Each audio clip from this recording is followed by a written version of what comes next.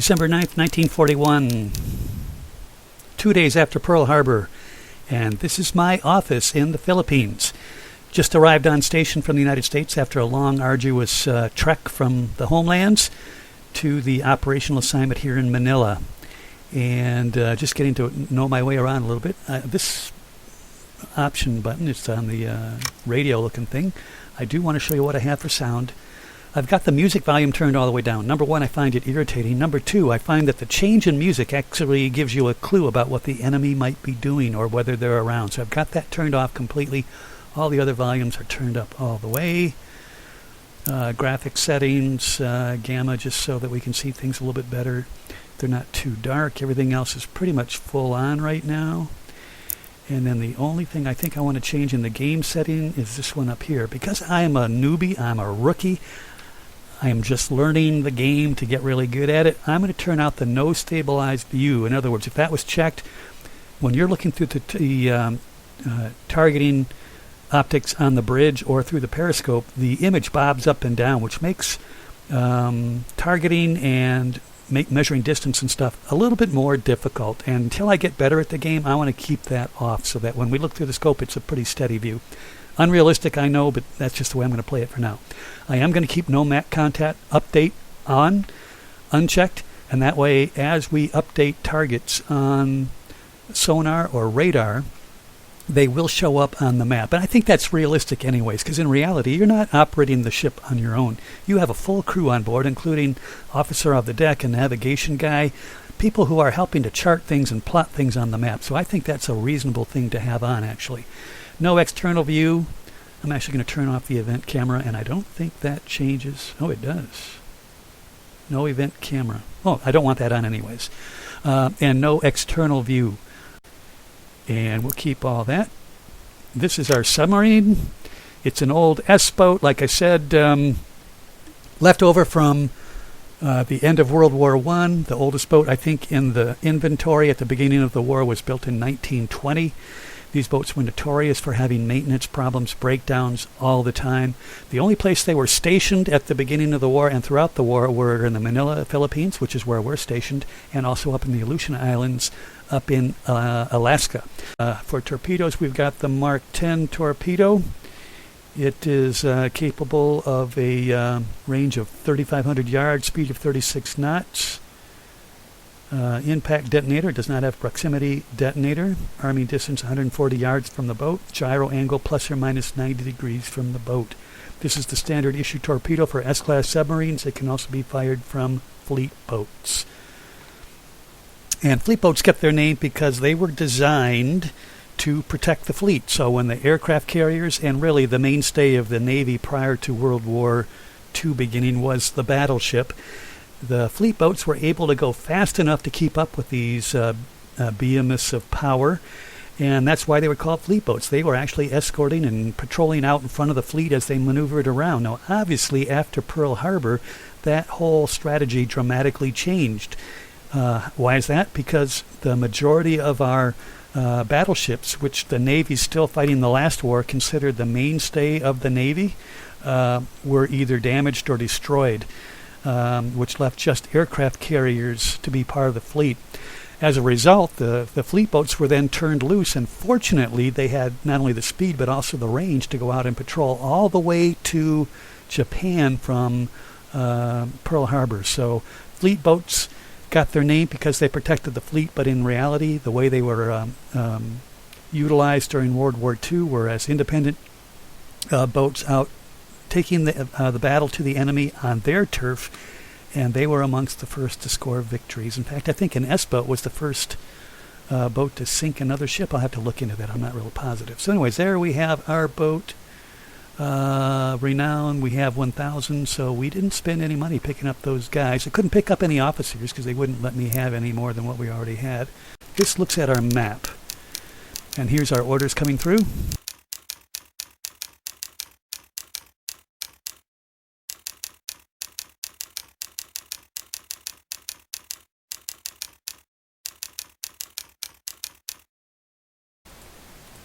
So here's our patrol station. Manila's right here. So we're just going out here and looking for the bad guys. Pretty easy first mission. and hopefully we'll find some people there. I wish we could just kind of take a look at the map, so let's go to next. And here we are, docked at the tender, or outside the harbor. Let's start docked at the tender.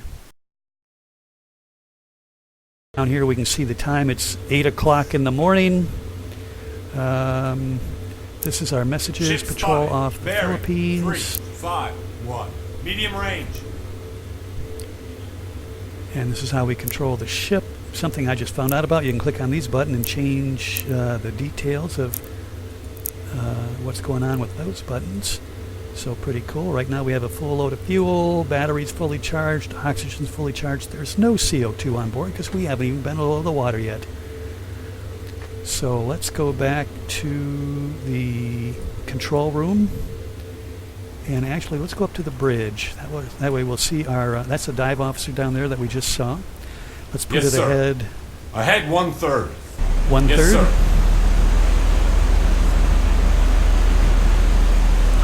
And let's go to our navigation chart and plot a course from where we are out to our patrol zone. And where are we going? We're going right out here, actually, so we don't have far to go. Once we get out here, we're going to set a course for that spot right there. And did it say how close we had to stay within that zone? I don't believe it did. And it doesn't say how close we have to stay to that Yes, sir. spot. Ahead slow. Let's go Yes, ahead sir. 2/3. Let's accelerate time.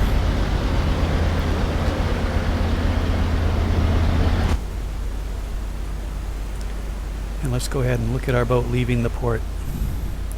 Every time you change view, it changes the acceleration time. So say goodbye to our girlfriends. We're going to be gone for a little while. Ladies, God willing, everything going well, we will be back in a little while. So this is actually a pretty nice looking game. Manila, Philippines. I don't see too many other ships in harbor, even though we're getting a lot of call-outs. Maybe there's some over there. Oh, yep, we see some over there. Look like cargo vessels. So here we are, going off to sea. Let's speed it up to 8 times normal. This is free camera, which takes a little bit of manipulating to see. You got to use the arrow keys plus your mouse to make it work right. But here we are, leaving port on our patrol. Let's get a little bit behind here. Okay, we got this figured out now. We're in 48 feet, so we do not want to be diving the boat just yet. So let's go to map and we will see where we're at. So you click on map twice, it takes you to the map. That's us still leaving port. When we get over here, we'll practice diving the boat. Now, when they left port, they would dive the boat every day. That did a couple different things. Tested the salinity of the water and the buoyancy of the boat. When they left, they are full of torpedoes, they're full of crew, they're full of diesel, and they are packed to the gills with groceries. In fact, they described it as walking on your groceries when you leave port, because it's just every place was stocked full of stuff, canned goods, fresh vegetables, all that stuff. Even the showers and stuff were full of food. And as you consumed diesel and as you consumed fuel, it changed the balance of the boat. So they dove the boat every day to see how they needed to trim the boat. So they would physically move things around, literally physically move things around. And the torpedoes weighed, I want to say 3,500 pounds. That's just a guess, but it was maybe even more than that. I thought it was maybe even more than a ton. But anyways, every time you shot a torpedo, think of losing all that weight in the boat, and that dramatically affected the balance of the boat. So every time they shot a torpedo, they had to retrim the boat, and that was done down in the control center with, let's see, we'll go down there and take a look. Ship spotted. That right there is our sonar operator. That's the helmsman.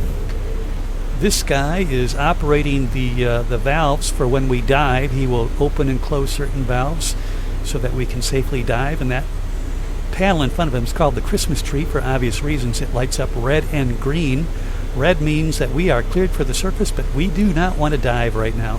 And when all those lights turn green, we are safe for diving. Now these are our dive plane operators. The guy in the left right here is operating the aft dive plane, and this guy's operating the fore dive plane. And let's go ahead at 256 speed, and from what I understand, you shouldn't go any faster than that because it dramatically affects your ability to pick up contacts. Above 256, not quite so reliable. So as soon as we get out into a little bit deeper water, we'll be pretty close to our patrol station anyways. We'll dive the boat, we'll listen for some contacts, and we'll kind of see what we can see. And let's go to periscope depth. Let's dive the boat and do that practice. Now, it should take approximately a minute, minute and a half or so for the boat to get submerged. So let's look at it from this perspective and see how long it takes us to get underwater. So we're going to go to periscope depth with the P key. Yes, sir. Periscope depth. And we're going to hit the timer. Yes, sir. Let's see how long it takes. Dive.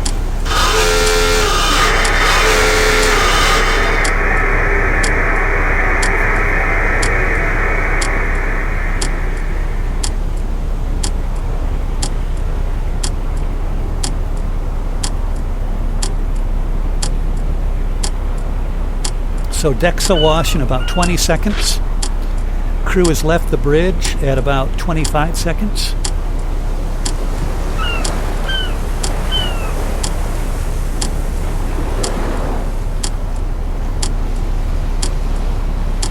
And this is just a routine dive. This is not a crash dive.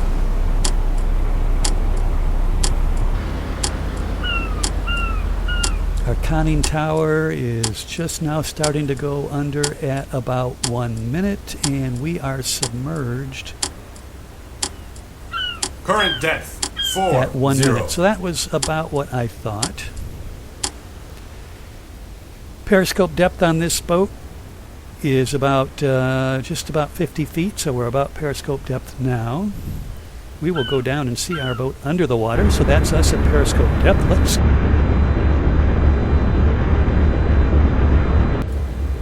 Let's go to our map and see if we have any contacts, and right now I don't see anything showing up. Let's go to our sonar station, and the way this works, over here we have the sonar, and you just kind of drag that around with your mouse. At 180.80 you hear our own propellers, so don't be surprised when you hear that. And we're just going to do a real quick search, see if we can pick up any activity out there, and right now I don't hear anything. Let's go back up to the surface, so I do that with an S button. Let's go back to the external view, and we'll watch our boat surface with S. Yes, sir. Surface the boat. Again, this is a highly choreography event, both to dive and to raise the boat.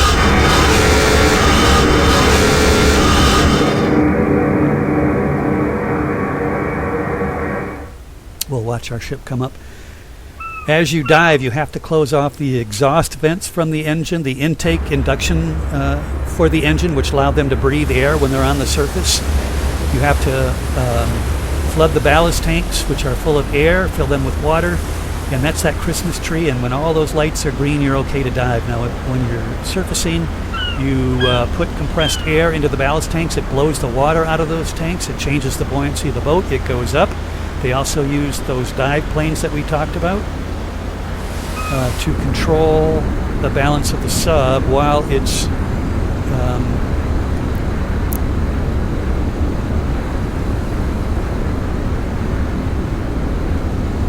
maneuvering up and down. From what I understand, the way that worked is the front dive planes were put full down, and then they trimmed it using the aft dive planes. Now, correct me if I'm wrong, but I think that's the way it was done. And even men moving from the forward part of the boat to the aft part of the boat could change the balance as they cruised and also as they were diving. So they had to be very careful of that. So let's use one of our fancy-dancy tools and just draw a circle of 100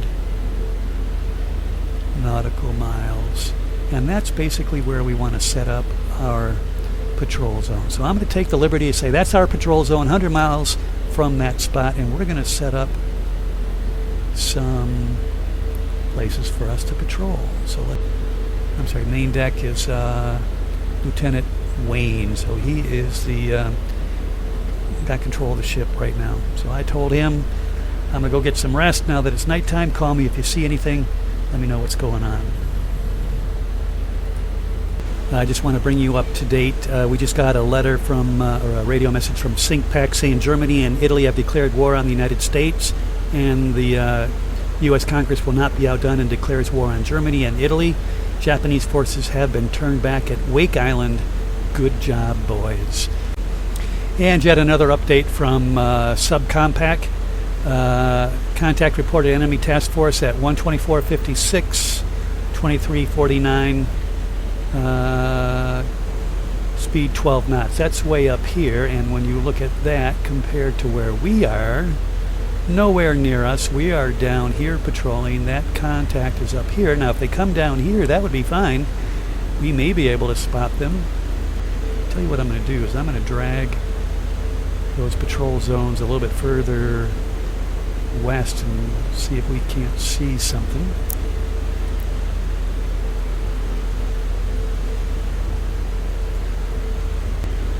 But I wanted to bring you up to speed on what's going on with sub-ops. Now, at the beginning of the war, the brass, the admirals in the Navy, really didn't have much faith in the submarines. They thought they were too slow, they were very dangerous, didn't really put much stock in their abilities to conduct the war. And they were given the directives by the Navy brass that their priorities are to, number one, come back alive. They were told that if you cannot get into a perfect firing position, that you are not to engage the enemy. Your priorities are to survive, and then after that, if everything's absolutely perfect, take a shot at the enemy.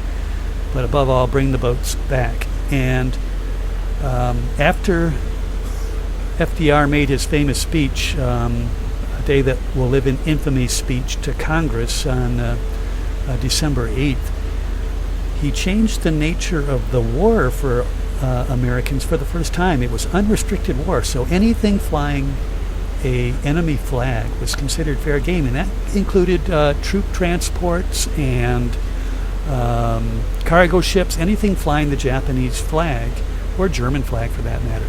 They were all fair game. And that went against the standing and the training and the philosophy of the way the military had been brought up in the past. If you weren't a combatant, you were not a target.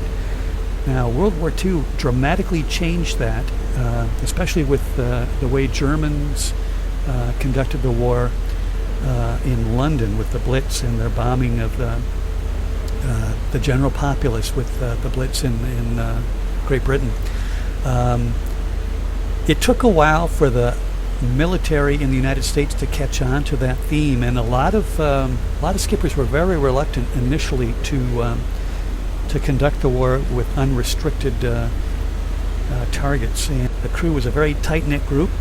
This boat has, I think, about 45, 50 guys. I'd have to actually count the number of officers and men on this boat. But they're in a very small confines, and a lot of the guys would brag that when they left port, they would not actually see the light of day until they came back, and they could be at sea for 2.5 months. There's kind of brag rights about that. So anyways, you're on a very small boat with 40 to 50 guys. You got to know them really well, and some of the sub-skippers actually really relished that, rather than being on a destroyer with a couple hundred guys or a battleship with several hundred guys. Same thing with aircraft carriers. These guys got to know the guys on the boat, and it was a very tight-knit crew. So good food, tight-knit crew, very different kind of boat for the Navy than what you would experience on other ships. You also got good pay. You got, no matter whether it was peacetime or wartime, you got combat pay or hazardous duty pay, and that was a result of President Teddy Roosevelt taking a ship on a submarine. He said, you know, this is pretty dangerous stuff, and he actually pushed through the change in pay for for submariners, so that was pretty awesome. Well, I was just awakened by our officer of the deck to tell us that they had spotted a convoy via radio message located at this position right here. So I'm not sure the direction they're going. Their speed is 9 knots. Regardless, I don't know if they're heading north or south. Assuming that they're heading south, our only chance of catching them is to head them off and take up this heading here, and hopefully we'll find something. But we are a long distance away. They were like, let's measure it. From our boat to them is 121 nautical miles. That's a long ways away. The only way we might see them is if they're heading south, and that's to head down here. If they're heading north, we don't have a chance in hell of catching them because we're heading in the wrong direction. But let's head down there just to see if maybe we can see something. And I'm going to speed up time here, and I'll report back with you whenever I get an update. Well, since you've been gone, we've been getting a lot of reports of enemy convoys and task forces. Recently right here and right there. Unfortunately, this one appears to be moving south. That was at 7:30 in the morning. This one was 18:58 last night. Well, I just got awakened by my XO radio message saying contact reported enemy task force at this location right here. Don't know whether they're moving north or south, so we are going to change our course to go right at them and hope that they're coming south, which case we'll meet them right down the throat. We'll see what happens. I'll let you know.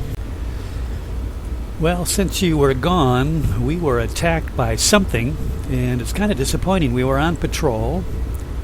I believe we were submerged, and I had it at 256 compressed speed, and I never got any reports whatsoever that we had contacts or anything else on sonar or anything, so it was very disappointing. Anyways, we took some damage. We got some crew that were injured. So that was certainly exciting. We've spent a lot of time now underwater trying to avoid further detection. And right there is a destroyer still looking for us. I believe we have now been under for several hours, and I'm surprised he is that persistent. I don't see anybody else. I'm making a quick scan around, and the first thing is we have to outlast this pesky destroyer. So that's where we stand, and we're gonna stay below and kind of just keep on our present heading back toward Manila. Hopefully that's still in our hands. We've got quite a ways to go. That's the contact still shadowing us. And we've got to get over here to make repairs. And we are still at periscope depth. Our battery is down to about 50%. CO2 is climbing, but we're not too concerned about that. Oxygen level is good. So I'm going to accelerate time and see how far away from that destroyer. Yes, sir. Yes, sir.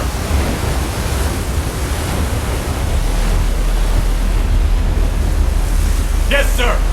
Ahead standard! Yes, sir!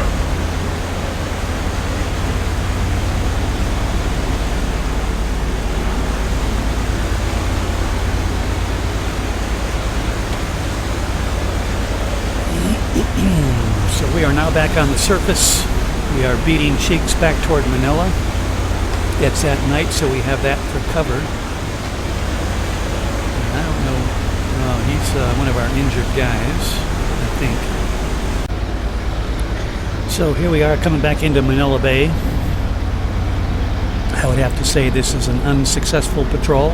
We didn't get any contacts, but we got the crap kicked out of us for a little while. We did manage to avoid being destroyed, however.